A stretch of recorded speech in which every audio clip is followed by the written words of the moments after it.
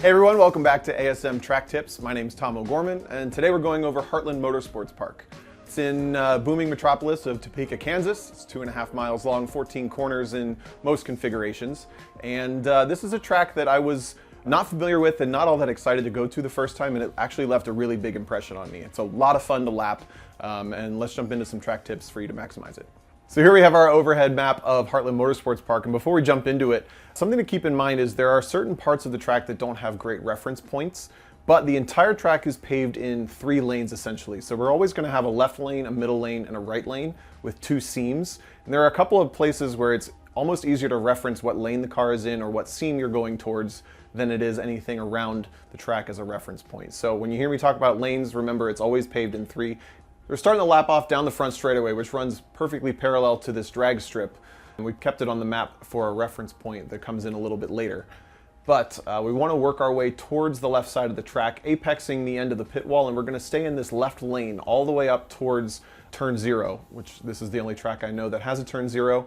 As we come up the hill here, you want to keep that car in the left lane until we get towards the crest of the turn 0 corner here. As we come to the crest, we're going to move to the middle lane just enough before getting back to the outside lane for turn 1. So now we're getting into turns 1 and 2, and on this layout we're going to run the fastest version of turns 1 and 2, which are extremely high speed. But we want to rewind just a little bit and consider the braking zone and the turn-in points for turn 1 and 2. The braking zone is actually going to be, in most cars, somewhere around the crest at turn 0 to right about here, way before turn 1. And our turn-in point is back here for turn 1. So everything is actually shifted much earlier than you may realize coming into turn 0 and 1, which means you're actually better to brake lighter earlier and be off the brake pedal right at this point so that the car will actually turn for turn 1.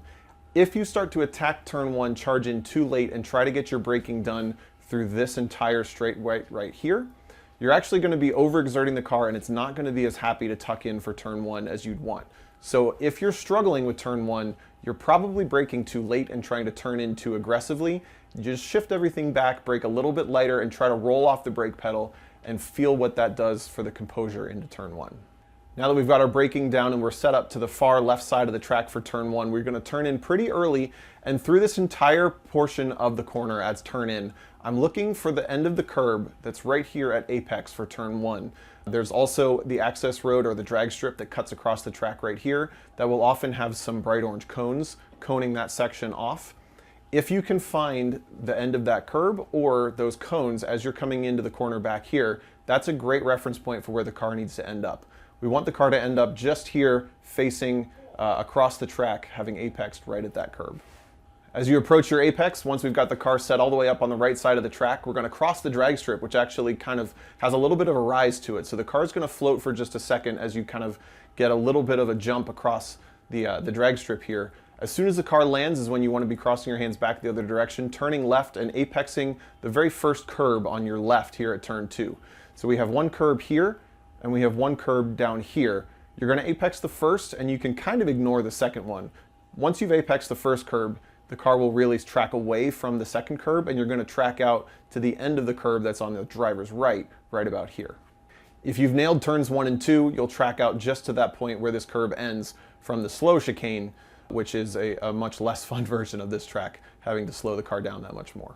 So we haven't slowed down much for turns 1 and 2. We're still going to be going up over 100 miles an hour in most cars down into turn 3. And this is the first place where we don't have a good braking point or reference point in where to place the car. So we're going to go back to those lanes, rely on those for a little bit. But if you need a starting point, a decent brake point for turn 3, a decent reference point for turning in is right at the end of the wall, the concrete wall on your left that's right about here.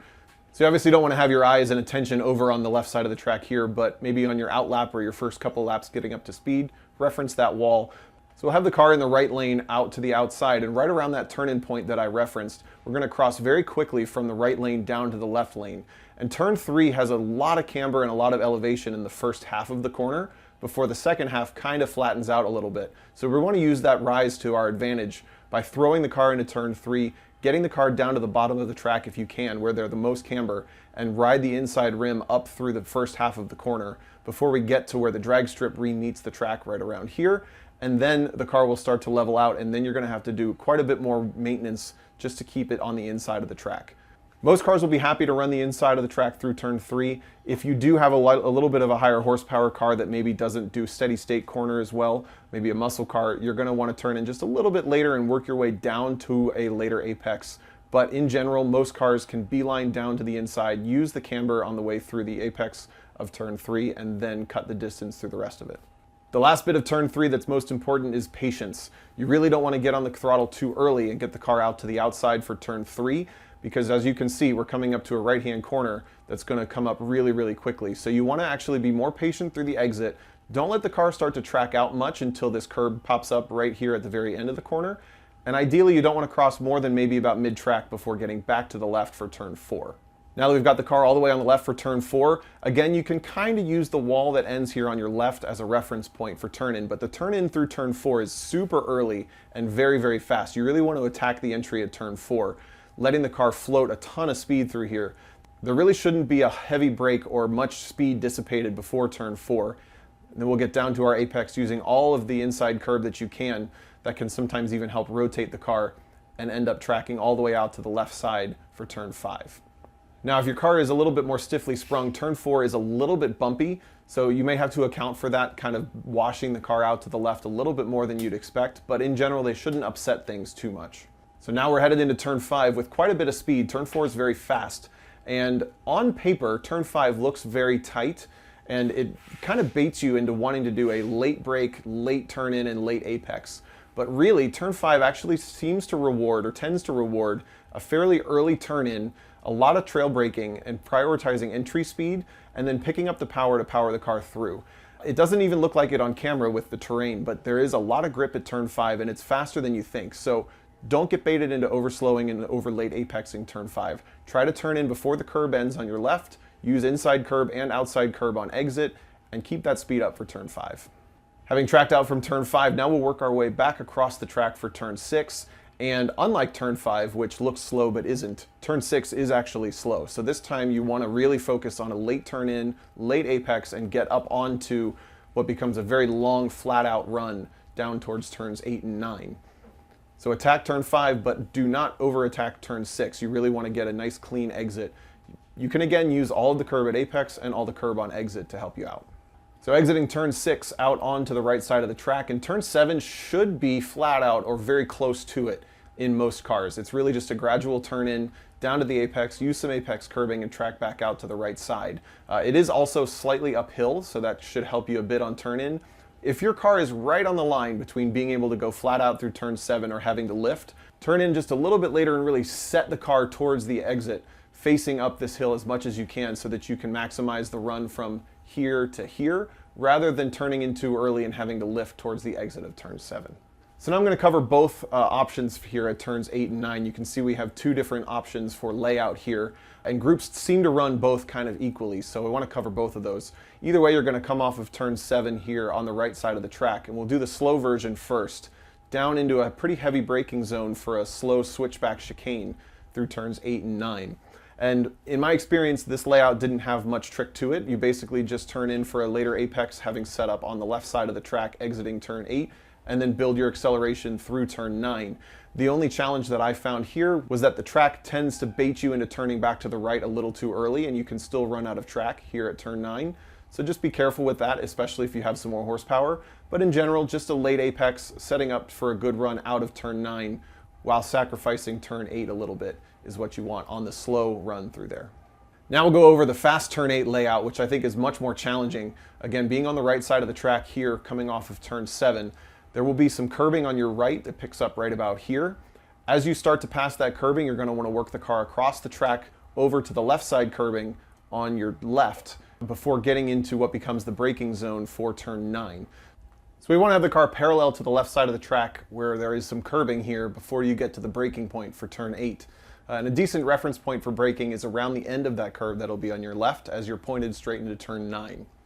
Now as we're headed towards turn 9, where the fast chicane joins the slow chicane, right about here, there's a little bit of a lift where the car will kind of rise over and land. It's very, very subtle, but I found that if you turn in before that, it's likely to put the car into a push and have you run off the track exiting turn 9. Whereas if you turn in just past it as the front axle clears that little lip, the car should tuck in for a little bit happier of a late apex at turn 9 and send you more towards where you want to end up. So as you're building up to speed, try to feel that little lift as you're crossing where these tracks come together, and try to time it so that you're turning in just past it, not before it. Once you've got the car turned in for turn 9, you want to use all the curb on your right that you can and all the curb on your left that you need to coming out of turn 9.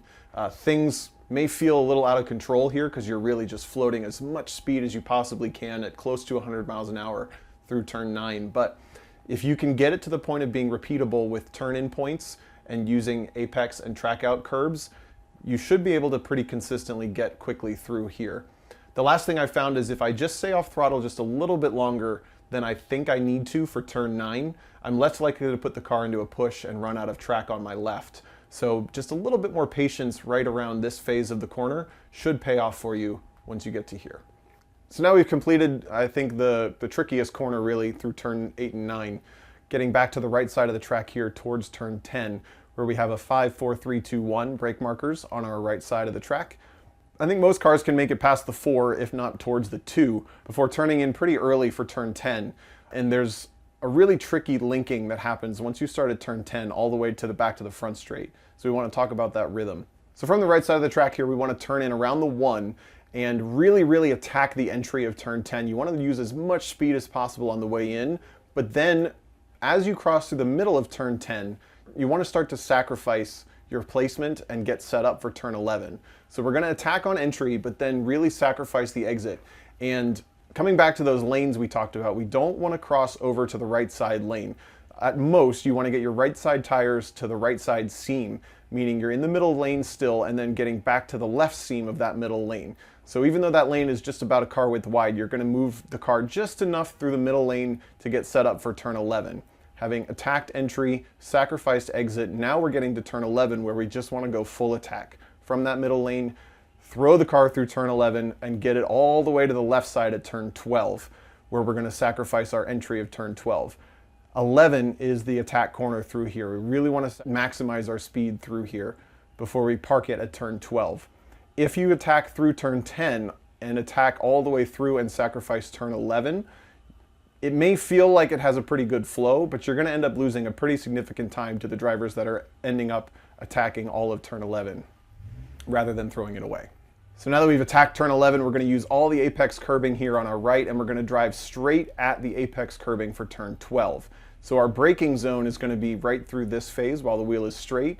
And turn 12, we want to stay really tight, cutting the distance through the entry of this corner all the way until the later phase where we can start to power out towards that middle lane. But you really want to get the car parked and just rotate the car up against the curb through the entire duration of the corner, then starting to pick up the power later and washing out maybe at most to that middle lane before getting back to the left side for turn 13.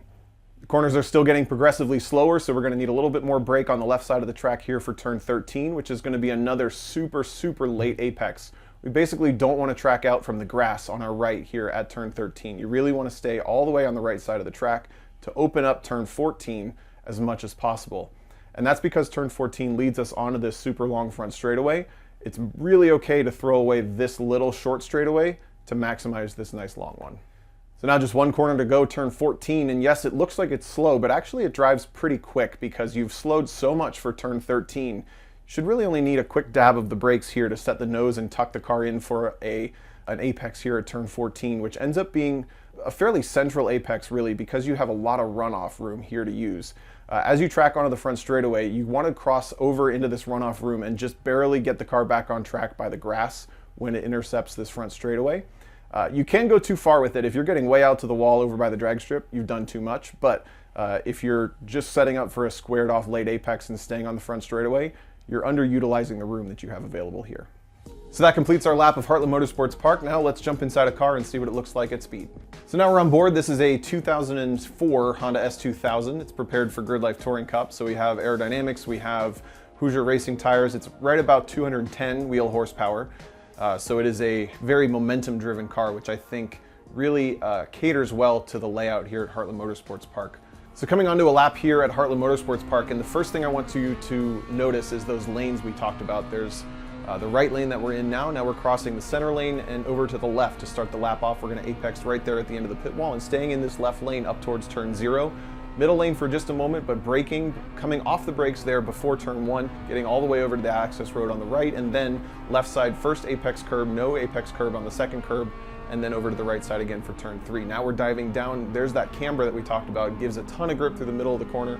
Now the car will start to wash and fight you just a little bit, but stay tight. Don't track out more than mid-track there. Get back to the left and then turn it in quickly for turn 4. All the apex curb momentum carries you to the outside, and here's that turn 5, turning in earlier than you think. A lot of apex curb, a lot of track out curb, and you see how well that flows. Really not that slow of a corner, but now turn 6 is heavy on the brakes, down to a pretty late apex, trying to get the power down early, and then get up towards turn 7. So in this car, turn 7 is nice and easy, flat with a shift in it. But again, this corner does become a little bit more of an event in a faster car. Now we're running up towards turn 8. This is going to be the fast layout, so there's the beginning of that curb on our right, working our way over parallel to the curb on the left, braking just past it. There's the front end bite, and now we're just slinging the car through to the outside of turn 9. See that flow really, really tricky. On the right side now we have brake markers. There's the 2-board down to the brakes and using apex curbs, starting to sacrifice my position. There's that middle lane we talked about, and then slinging it through turn 11 straight off to the entry of turn 12. Now just parking it on the inside of turn 12, tracking out to the middle lane and getting back to the left for turn 13. Here's where we do not want to track out to the left at all there, just barely enough that you can turn in for turn 14, powering down. You can see I'm about 2 car lengths outside of the track limits there, coming onto the front straightaway. That seems to be a pretty good sweet spot to finish the lap at Heartland Motorsports Park. So those are my tips for Heartland Park, and now we're going to jump into our scores. We'll kick off with the fun factor, and I'm going to give Heartland Park an 8 on fun factor.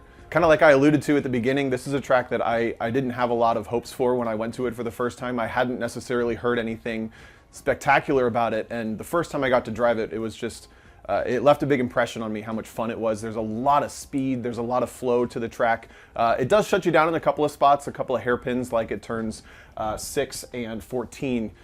Those kind of put a little bit of a damper on the lap, but overall it's a ton of fun to lap here. Next we have our risk factor, and I'm going to go with a 7 on risk factor, only because this track is very high speed, and there are a couple of spots where you really have to put the car in kind of a compromised, overloaded position, down into turn 1 and 2, for example, or maybe at the fast shoot through turns 8 and 9.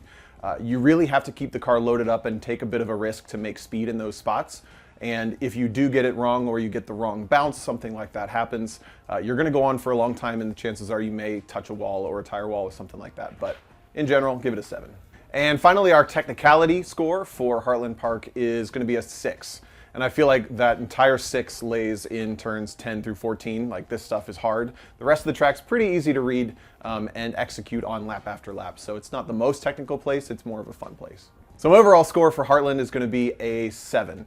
I think this is a place that, like me, you may not necessarily know you should have on your destination list, but if you get a chance to go here, you're going to leave with a good impression. You're going to have a lot of fun, especially if you run the fastest versions of all the chicanes. I think that's when this track really comes alive, and you're definitely going to enjoy your trip to Heartland Motorsports Park. So that wraps it up for Heartland Motorsports Park. We do offer driver coaching packages here at ASM that range from remote coaching all the way up to private coaching at the track and a whole lot more. So you can contact us at the website, but I hope you found that helpful, and thanks for watching.